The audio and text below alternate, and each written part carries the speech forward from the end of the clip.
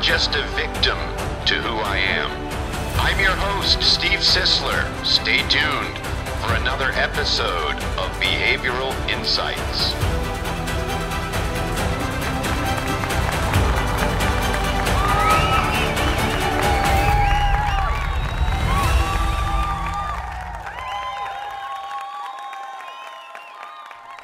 Oh my gosh, we're together again.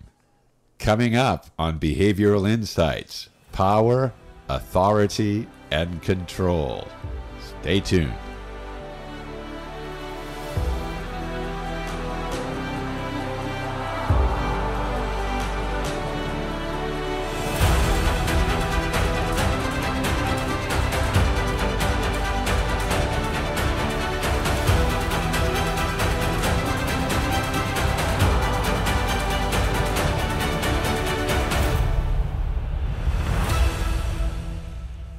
Well, it's good to be back, and I thank you, listeners, for your patience. I was in California for about 4 days, and when I'm on a trip, I usually get back to the office, and I've got the next several days packed to the gills because people can't get a hold of me readily when I'm traveling. So I have to come back and go through tons of emails and all kinds of other things. I answer email while I'm on the trip, but it just changes things, and then I got to sort of catch up. So here we are, and we're going to be talking about authority and power and control. They're all synonymous, and I think this is good just because of the state of the union right now. But there's some things you're going to be able to parse through here, and I think this will help you in understanding some cool things. So what is authority and power? Now, not everybody is seeking to be in charge in the world of their own life or anybody else's. The idea of taking the reins or taking over can feel harsh for some people. And people will experience negative feelings when they hear words like authority, power, control, or even leadership. So separating the ideas between social sympathy and social subordination can be difficult. So it's important that we really understand what's going on when we think of the terms power, control, and authority. Differences between helpful interests in the lives of others and forcing others to do what we think they should do is a really big contrast. So power, as it relates to the authority and power element that we're measuring in our IMO report, by the way, it's really about domination and control. So I may refer to this element as a political element at times, because the original descriptor, as theorized by Dr. Edward Spranger in 1928. By the way, he wrote the book Types of Men. If you can get your hands on it, it's freaking crazy. But the counterpart to this value is dependence. And so as we continue to talk about this, we're really going to decipher the full quality of this value and kind of help you grasp as many nuances associated with it as possible. Now, I think I'm going to be doing this in 2 parts. So this is going to be part 1, and I'll put that in the name of the podcast. So when we're speaking of the power element, I don't want you to think in terms of superiority. So that's an attitude. So we're not talking about someone who thinks they're superior than another person. One can have superior knowledge of some issue, but at the same time not exercise power, to or power over another person concerning that knowledge. One might have technical superiority, but may not supervise another person with their abilities or their expertise. So having superior qualities doesn't translate into authority or control all by itself. That's something you need to understand. Now, there'll be certain people, because they're submissive in nature or very, very patient brain types, they might assume that people that have a technical superiority or whatever, are over them, but that's something they're doing, not something the person with the superior qualities is doing. So you need to understand that. We're going to talk about this power thing, and sprinkle it sprinkle into it other elements in the report, in our IMO report, like sacrifice and curiosity and originality and some things like that, just so you can get a better handle on how this works. All right, let's talk about control. So what do you feel when you hear someone is controlling? It might be an indication as to where you are personally on a value scale. So control is about positing our own value system on another, either as a permanent or transitory motive. In other words, it's about seeing what's in front of you, whether it be a person, a thing, or an idea about a person and thing, and taking it into yourself and feeling like you are the greater responsibility when it comes to affecting how these things are going to work in the world. So you need to understand that power and control lack all service and altruistic motive. Now, altruism is not about empathy. Altruism is really about personal sacrifice. So Spranger's political attitude was understood in a more religious or a spiritual sense. So when they talked about the value systems way back in the 1920s, they definitely had a more spiritual, religious type context to them, especially the regulating attitude, the regulating value. And it was always in terms of religiosity. And so it was back then termed traditional. So it had to do with maintaining traditions that matter and things of that sort. And we're going to get into that in another podcast. The political or the power attitude by nature sees all else subject to it. So people that have a very strong power value, they see everything around them as subject to them. Sort of like the anger emotion, the power value is an active value.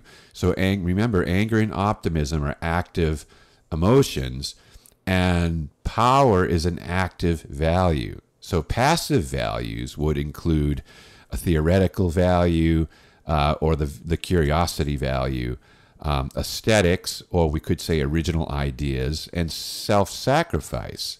So those three values are passive values. Active values impose, they establish, and they imply. While passive values assist, active values insist. Wow, that's a big one.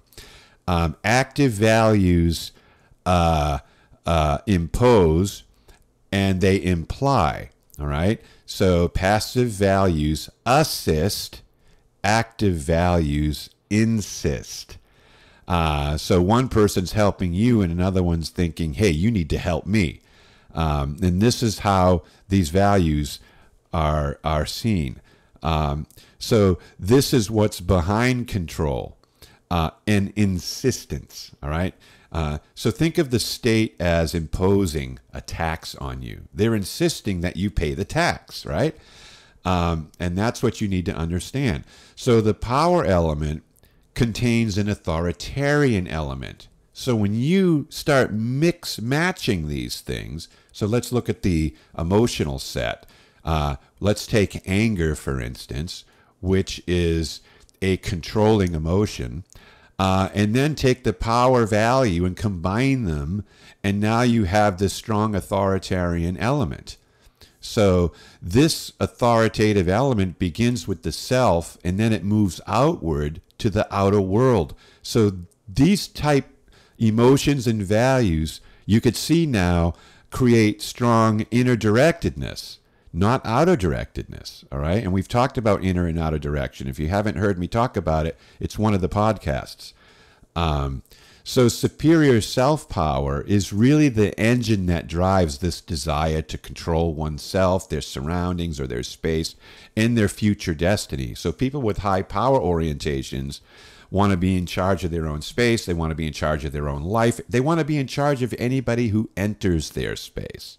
All right.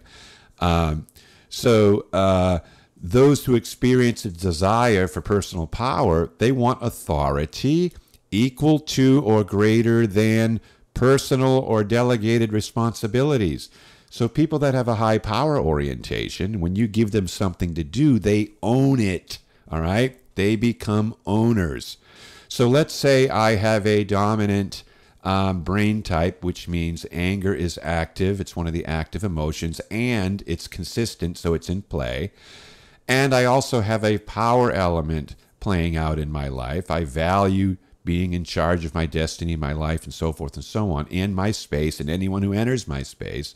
And let's say I come to my office at work, and you are standing in my office near my desk. What does that brain automatically do?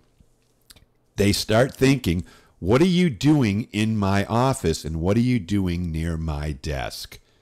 Okay, so people with these type traits are overprotective of their stuff.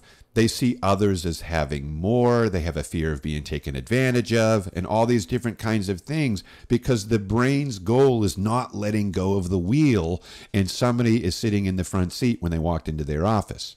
So that's how they do and say things. So you need to understand how this works, because it's super, super powerful. So if I'm in charge of it, then I'm the one who makes all the decisions concerning it. And this is what self-control is all about. If I'm in charge of it, then I am the one who makes all the decisions concerning it. So translate that into a work situation or a self situation. So people that have strong self-control, right, are in charge of themselves, and therefore make all their personal decisions concerning themselves. Some people farm out themselves to other people. Well, I'll do this if my friends are doing it. I saw recently, I think it was yesterday, on Facebook, a mom took pictures of her little boy's hands. So the hands were face down on a table. And right on the top of the hand, so between the wrist and the biggest knuckles on your hand, there was a line about an inch long right in the center. And they did this when I was a kid in 8th grade. I can remember this. And so you would set your hand on the table, and another kid would take his finger and scratch back and forth on the top of your hand. Now, this is going to be offensive to some people, but when I was in 8th grade, they call it the fag test. And so if you failed, you pulled your hand away, then you know the story. Now they have another name, and I can't remember what the name was. But this kid had these deep wounds in his hand, and I guess they took a pencil eraser and were erasing back and forth on that child's hands.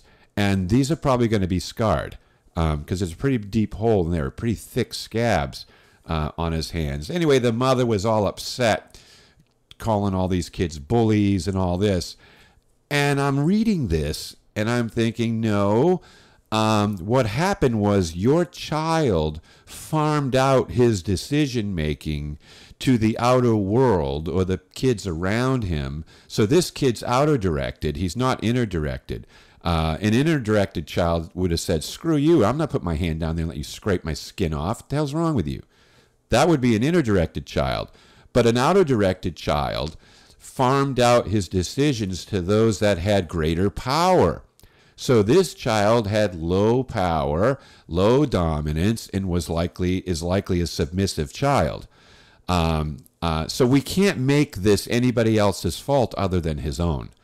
And for the mom to be blaming everybody else because they scraped up little Johnny's hands is not going to be a good thing to do for her son. And I mentioned that on the Facebook to my demise, I think. I didn't read her response, but I can only imagine what it's going to be. All right. So where were we? So the people with the power make the rules and often enforce those rules. So to become a power orientation, you need anger as a greater, a more consistent emotion, and you need power as a value to be consistent. And to be an enforcer, you need compliance or regulation elements to be in play. And so not only am I in charge, but I'm going to make you do what I say. Now, I can want you to do what I say, and I can make you do what I say. So people that are enforcers, they really are black and white thinkers on top of all that we're talking about here. They believe there's only one way to skin a cat, the right way. And when they have a high power orientation, they believe there's only one way to skin a cat, my way. You see, it just changes things.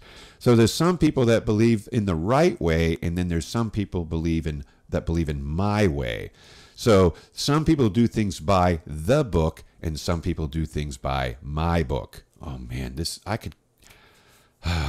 just so great. It's unbelievable thinking about this stuff, folks.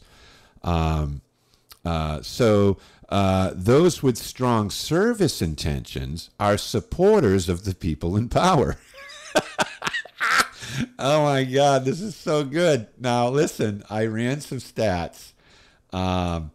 And what I did was I took about 15 general personality types. And those are the combinations of anger, optimism, patience, and fear in different degrees of a strength, we'll say. And I looked at those who had power combinations, passive combinations, influence combinations, fear combinations, and so forth. And I came up with some stats here. So passive aggressive types, okay? So what is a passive aggressive type? So there's aggression either in behavior or attitude, and then there's passivity in either behavior or attitude, and it's usually the opposite. In varying degrees. That's 3% of the public, all right? About 3% of the public are the dog you're not sure you can pet.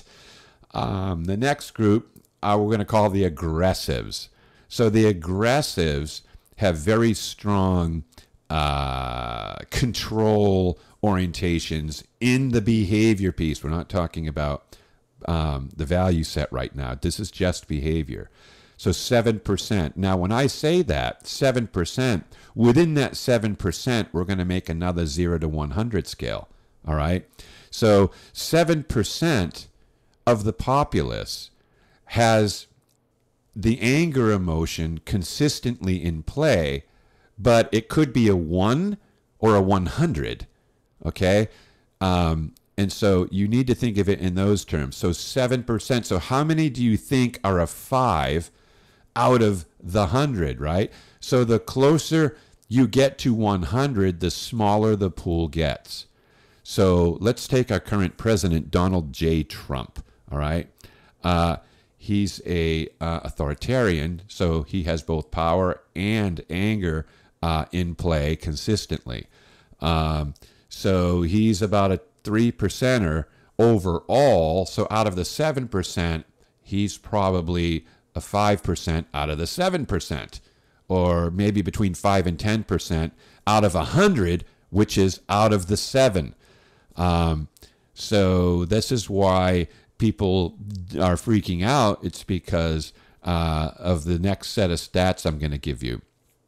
Assertive types, 17% of the population. So assertive types can have a little bit of anger in them, but not enough, right? They have more optimism, and that creates assertion.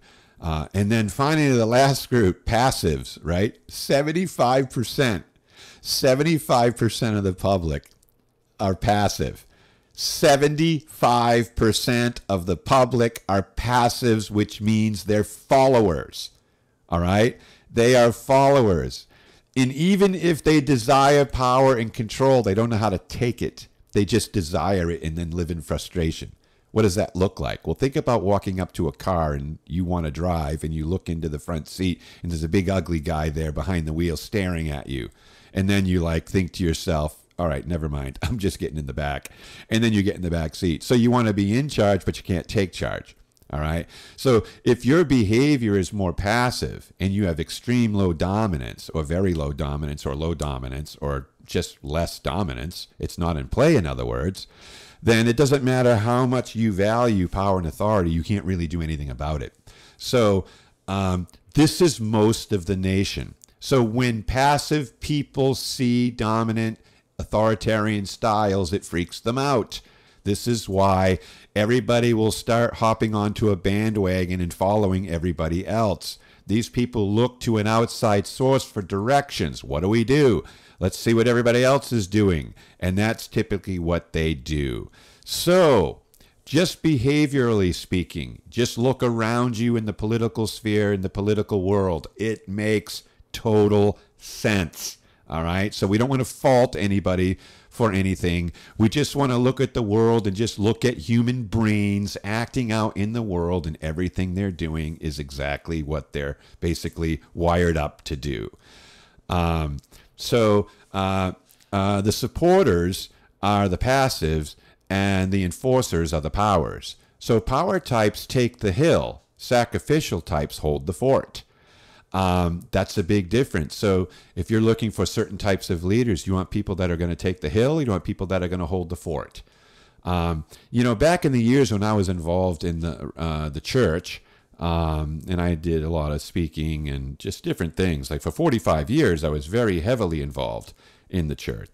Now, I'm not involved in the church at all now. I don't even go. But before, I used to be.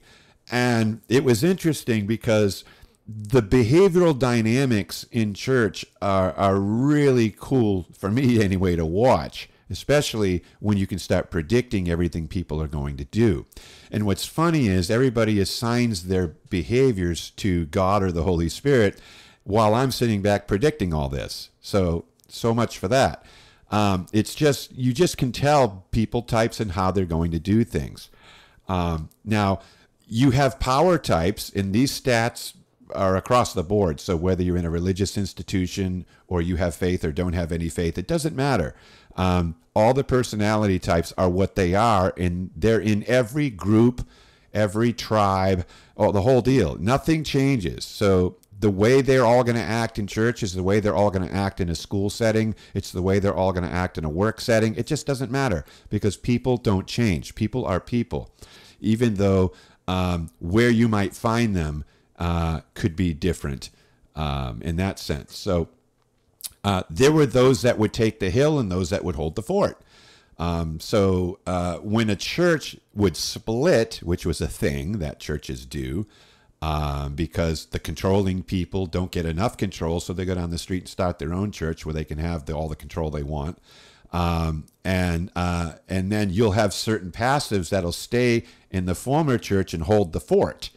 And then all the people that are more aggressive follow the power folks for hopes of getting new positions on the ground floor of the new institution. Oh my God, it's so fun to watch and predictable. It's terrible. But anyway, back to our talk here.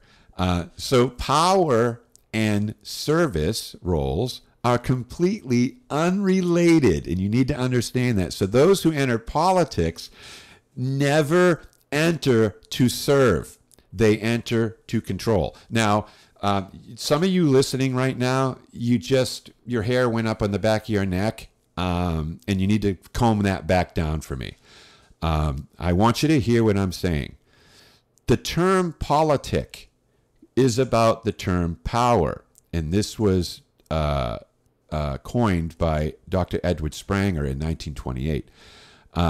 So politics is about power. It's not about service. It's never been about service.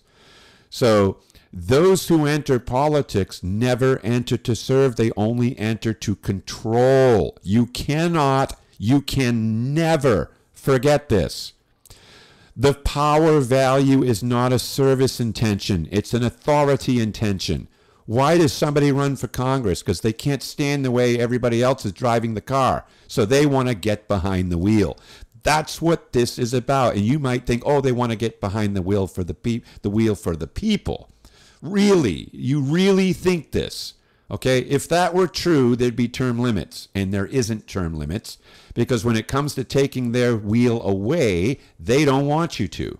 All right, so you got to wake up and smell the coffee on this one. If you want to control a social system and have the power to generatively conceive a particular outcome that suits your value system or your worldview, you enter politics.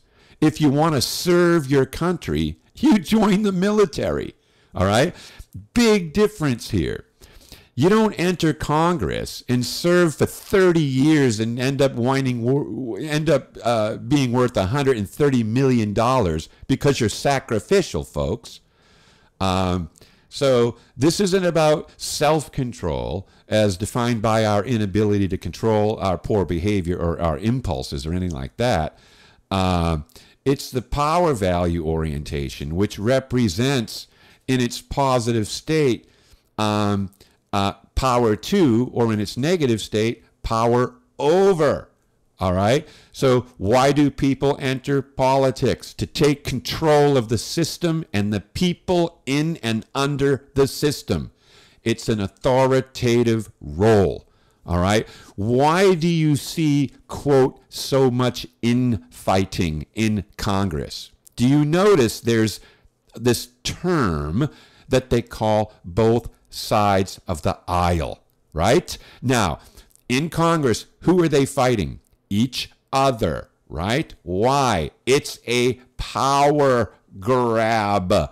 Do you feel you are being served by your Congress? No. You don't. I guarantee you don't. And I don't care what affiliation you are politically thinking. You do not feel served. Are they serving the country or fighting for more power? Watch it, folks. Pay attention. We need to kick their asses out. Every single one of them on both sides of the aisle need to pack up their shit and get out, in my opinion. Every single one of them. And so nobody's in government for you. They're in government for themselves as a rule. Are there exceptions? There are always exceptions, but they're small. All right? I don't want to get off on the political thing because I can already feel myself heating up here. All right, let's talk about positive control. So positive control is about power to. Now, we're talking about Erich Fromm here, and F-R-O-M-M. If you want to look him up, it's great stuff there by Dr. Edward Fromm, Erich Fromm. So the ability of an individual to make productive use of his or her powers is what he considers a person's potency. Okay, so you ever heard of the word impotent, right? No power to create. No power to create. So impotence, right? So potency is all about his or her powers. So humans have powers, and some people are potent, and some people are impotent in their power in the world. So having the power to do something equates to one's ability to influence something or someone that can be influenced. So having influence is a positive form of control. All right? So, I talk with people all the time, and sometimes they'll say to me, that sounds terrible. You're making me feel bad. I go, what's the matter? They say, it sounds like you're saying I'm manipulative. And I said, you are manipulative. I mean, come on, right? If you're using your influence to gain control or to assert a power or a potency in order to get an outcome you desire, that's manipulation. So manipulation isn't bad. It's the motives that are bad. But the manipulative ability is not a bad ability. Shoot, it's a great ability. So don't get all this stuff confused. So having influence is a positive form of control. Desiring control is much different than doing control. All right? So the power element that we're talking about here in the value set is a passion or a desire. It's a value. It's about wanting to steer a thing or perform an action according to one's own values or standards. So whatever values or standards you have, you want to make sure you maintain those, and you have a direct ability to enforce them into or onto other people. And that's what control and power is all about. So let's say I desire to fill a different role in my work, as I've just been informed that a new position became available. All right, do I have the power to initiate the process? All right, do I desire to initiate an action? Like, what amount of controlling force do I need to implement in order to ensure I have a chance of getting that role or that position? So wanting something to happen that fits my value system is one thing, but making it happen so that it fits my value system is another thing. So think about this. What are you thinking? There's a position that's opened, and you would like to take that position. And what are you going to do about it, right? So maybe you believe that you have the power to initiate this process and make something happen. Or maybe you're wishing, I wish I had the power to initiate this process and make something happen, but I don't know if I do or not, right? Or I don't have the energy for this, so I'm going to pass on the opportunity. I'm probably not qualified anyway. Okay, this is how different people think. Or maybe you're thinking, I've got this. I got this. I'll talk to so-and-so in the morning. There's no way I'm passing this opportunity up. There is no way, right? Or what about this? Yes, I was waiting for this. This position is mine. I can't wait to call my wife and tell her the position's finally open. I'm so glad I spoke with so-and-so this month, anticipating that this might be available. So you're already in motion, and you've been in motion. So those are the different ways people are going to think. So this is all about power to, having the power to do or to get or to take or to influence or to initiate. It's power to. And it's a positive form of power. So you might see yourself in one of these scenarios. To the degree that you desire, power will be to the degree that your power potential is present. All right? So where's your level of desire?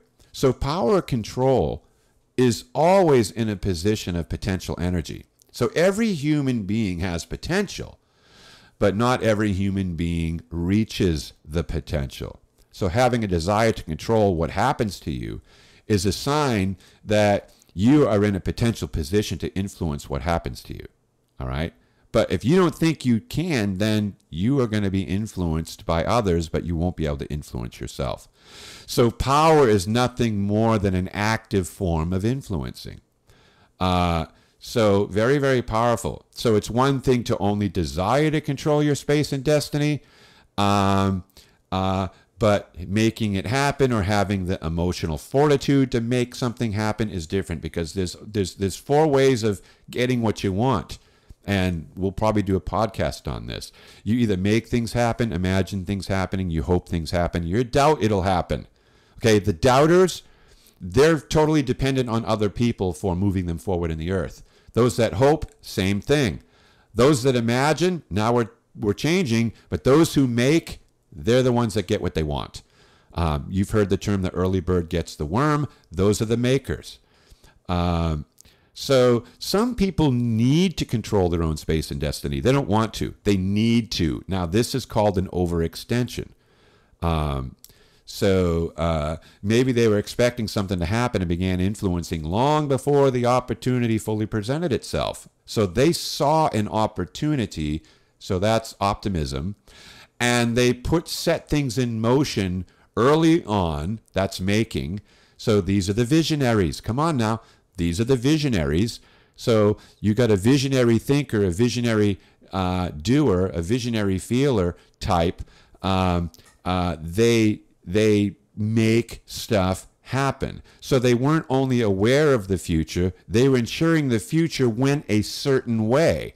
They made sure that they were influencing other people's actions from a distance. So in the scenario we talked about, where the guy said, yeah, this position's mine, I'm going to call so-and-so. Finally, I'm so glad I spoke with so-and-so a month ago, anticipating this was going to be available. So this person got in before he got his foot in the door. That's what we call that, getting your foot in the door. So not everybody can get their foot in the door. Most people show up and the door's already closed. That's 75% of the nation, folks. So this individual was influencing the decision maker a month before this thing even became public. So the power orientation is clearly in play with a person like that. Now, low power potential is typically a sign of low self-worth, coupled with passivity. But when you have high power orientations and you have low self-worth, it becomes a driver. Your low self-worth can work for you or against you depending upon your brain type. All right, let's talk about negative control. And negative control is not power to, it's power over. All right, negative power over is a perversion of power to. It's a perversion of the positive power to. So with the power of reason, an individual can penetrate the surface of any phenomena and understand its essence. Okay, this is according to Spranger. So with the power of love, one can break through a wall that separates one person from another. With the power of imagination, we're able to visualize things and that have not even happened yet, like the individual in visualizing him taking the new role a month before it became available. So because of this, we can create from a new plan. But when a person's potency is lacking, their relatedness to the world is skewed into a wrongful desire to dominate. Okay, so Eric Fromm relates dominance with death and potency to life. So domination springs from impotence, and it turns, and in turn it reinforces it. Because if an individual can force somebody else to serve them, their own need to be productive is increasingly paralyzed. So did you get that? I want to say that again. Domination, when people are dominating people, it springs from impotence. Impotence. Okay? And it even reinforces it. So if I can force you to serve me, all right, my own need to be productive is increasingly paralyzed. Why? Why is my need to be productive paralyzed? Because I got you producing for me. So some of the most dominant people on the planet are the most impotent. In fact, those who are excessive in force perceive themselves as having the least amount of control. So excessive control needs are typically born out of a sense of having no control at all. All right, now I want you to think of the president here. All right, I want you to think of the president here. There is an excessive need to dominate and enforce other individuals to serve. Why are so many people getting fired? Because you don't serve me well. Get out, right? So I am going to imagine that our current president has an impotence issue. I'm not talking about sexually here. I'm talking about emotionally. So because we see excessive controlling, these are born out of a sense of being out of control or not having any control at all. So if one feels they have no control during the formative years or during adolescence, they may have an increased desire to be in control during their adult years. So think about Trump's dad, right? So did he feel in control of his dad or controlled by his dad, right? So I'm going to assume controlled by his dad, which forced him into a position of, quote, I'll show you, or, quote, I'll show the world. And so through the younger and later adult years, everything he did was to gain more and more control in an effort to combat the lack of control he feels inside because he was raised by a controlling parent. Oh my gosh, come on, folks, get with it. I don't hear anybody out there shouting how wonderful this is. Listen, if a person is experiencing an atrophy of their generative capacity, they will be able to recognize things as they actually are, but they will be unable to envision what they could be. All right? So this is really important. Being able to envision these things. So those types of people, their ability to live in their internal perception is completely diminished. So control begins with the ability to see below the surface of what is in order to experience what is essential but not apparent yet. And this is what's so important. So this is sort of akin to Dr. Hartman's theory of practical attention, clarities and biases. And the Dr. Hartman's theories surround the science of value and the HVP, which is a report that we run. We call it our IVO report. V is in victory. And it measures your practical attention, among many other things. But this dimension of comparisons is relative to practical thinking and value.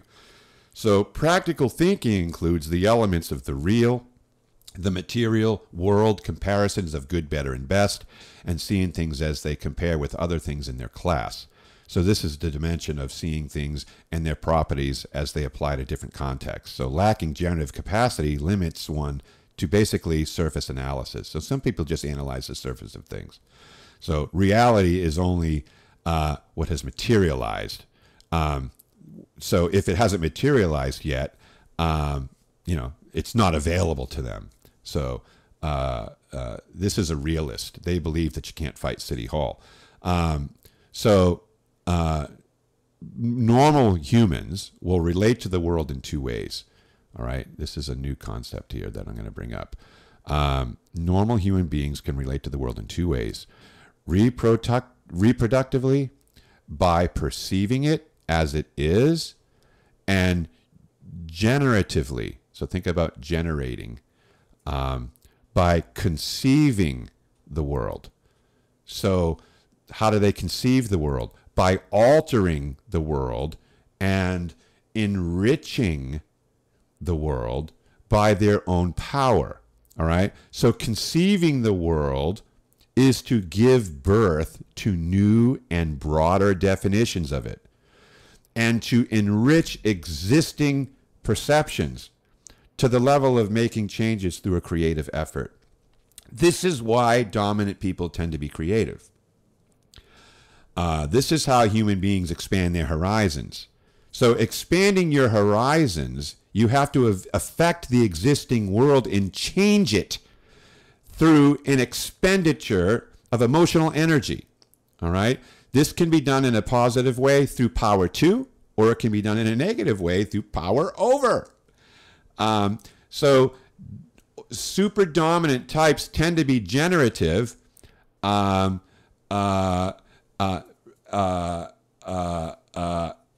they conceive what they want. They birth it. Okay? If you cannot see into what already is, or you can't perceive past the surface of what something could be, you're left with a feeling of impotence, meaning you're unable to alter existing frameworks for a lack of perception or imaginative relatedness to the world. You can't imagine it. This is why influencers, which they have the power to imagine, rather than hoping and doubting, they imagine or make.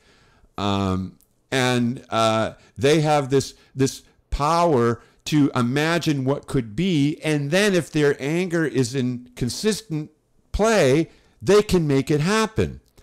So it's so powerful. It's for this reason that you could either yield to the world in a submissive stance and surrender to your lack of perception, or you overpower and dominate the existing system, which is the world, through excessive strength of force, authority, and control. So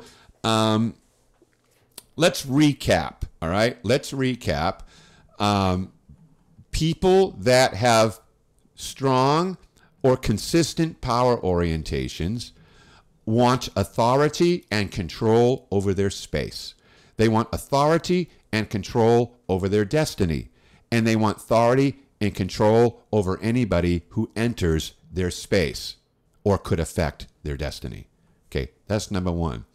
Number two, there are two types of power and control.